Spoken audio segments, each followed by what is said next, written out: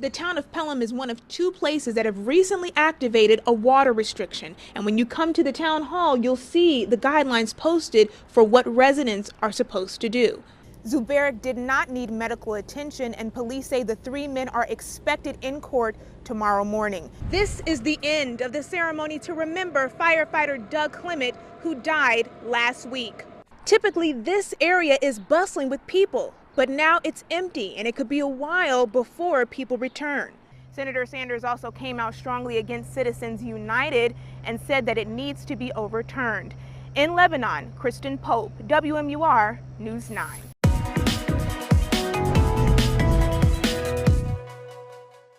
I'm feeling like I'm a little overwhelmed. Dylan Zuberic says 3 men came to his home to rob him, and he says one of them was not a stranger. Someone I once knew from back in school came to my house asking to hang out, and I told him I didn't want to hang out, and he asked me if my dog bit, and then came into my home pleading to hang out with me. I did not want to hang out with him. He left, and then about a minute later 2 gentlemen came in my house with a firearm and strong-held me and attacked me, looking for anything to take.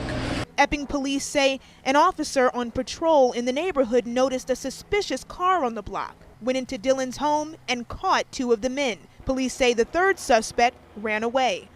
As officers came to search the area for him, one neighbor noticed someone near his property. We dispatched a Seacoast Emergency Response Team contact team to go out and search that property. They did search and find the suspect hiding in a shed behind the property. Officers arrested Raul Nadarino. He's been charged with burglary, robbery, conspiracy to purchase drugs, and resisting arrest or apprehension. Police have not named the other suspects who are facing separate charges. Zuberic did not need medical attention, and police say the 3 men are expected in court tomorrow morning.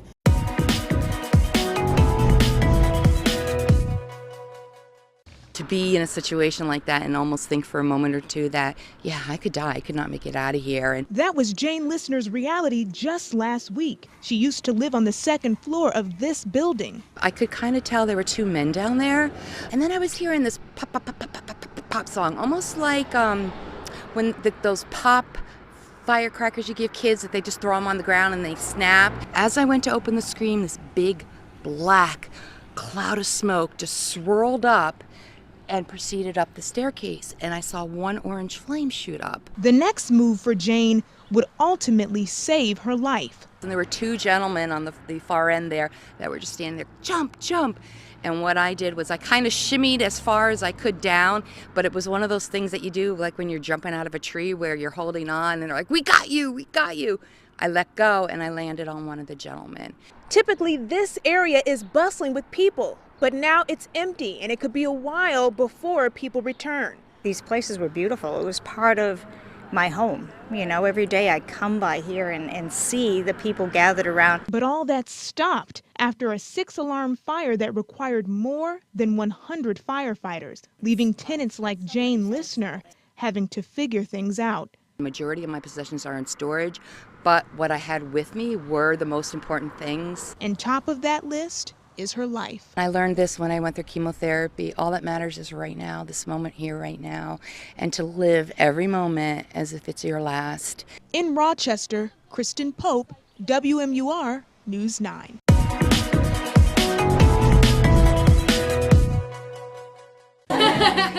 Girls just want to have fun, and that's part of why they've come to this retreat. But you can see these aren't your typical teenagers. I was burned in a house fire on July 23rd, I believe, 2012.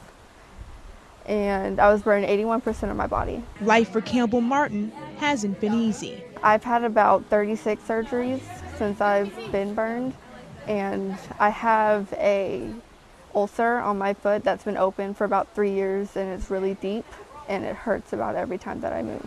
Adriana Ramirez can relate. She was burned at 1 year old. There was a deep fryer that was plugged into the wall, and I made my way into the kitchen, and I stumbled across the cord, and when I stumbled across it, I pulled down the cord with me. All young ladies brought together by one woman who's walked in their shoes. Lisa Cartelli. I was in a natural gas explosion at my grandparents' home when I was 9 years old. The house exploded and I was trapped in the basement. She started the organization Angel Faces more than 10 years ago. Angel Faces came about because I didn't want to waste my pain. For the last 3 years, Angel Faces Retreat has been gifted this house by an anonymous donor.